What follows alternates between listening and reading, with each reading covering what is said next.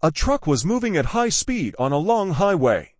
The road was almost empty, and there was only one vehicle far ahead of the truck. The driver was driving normally, staying in his lane and focusing on the road. As the truck continued forward, something strange suddenly appeared in the opposite lane.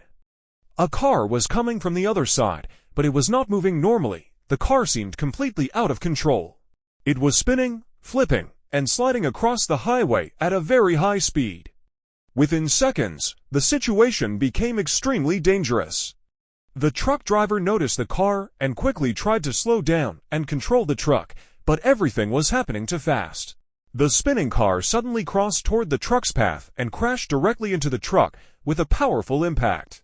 The collision was so strong that the truck lost balance. The driver tried his best to control it, but the heavy truck went off the road and slid toward the side.